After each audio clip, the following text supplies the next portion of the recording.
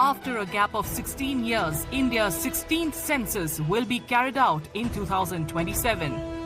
The reference dates for the census are October 1st, 2026 for snowbound areas and March 1st, 2027 for rest of India.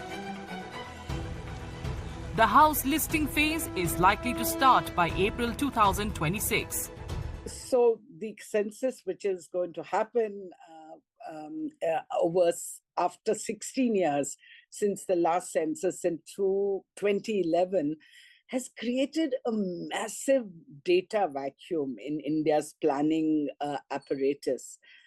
In that time, in the meanwhile, demographic patterns, migration trends, urbanization rates,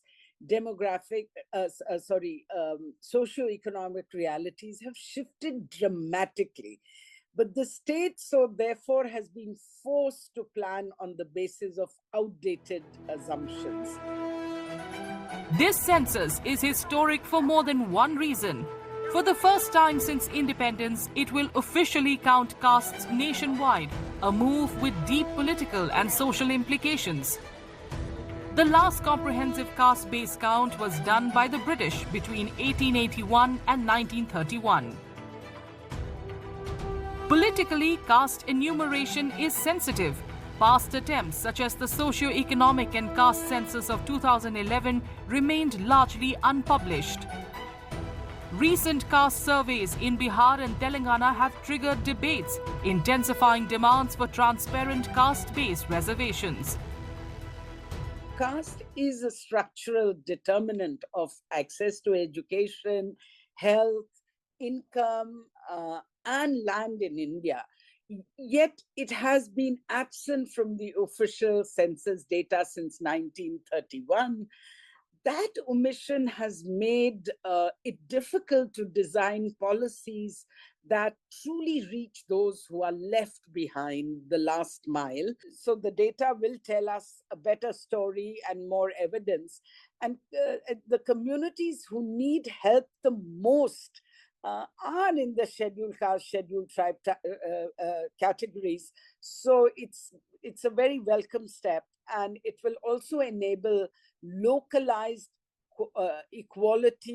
equities planning, especially in blocks and districts where caste deprivation is very acute, and we know that there are such pockets in India. This census will also be the country's first fully digital enumeration, giving citizens the option to self-enumerate online.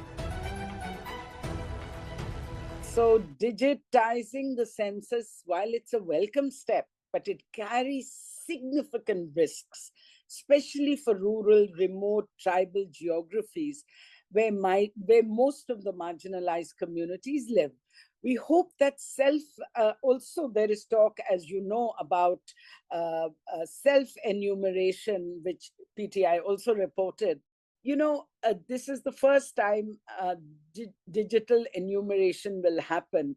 So it requires training also, and it requires people who, it'll have people who have never done digital enumeration. And we're talking about 30 lakh enumerators. It's not a small amount, and their guides. So it's going to be a huge challenge, and it'll be interesting to see how the government manages this, but management keeping all these issues in mind is crucial. Conducting the census will involve over 30 lakh enumerators and their supervisors, and is likely to cost the government over 13,000 crore rupees.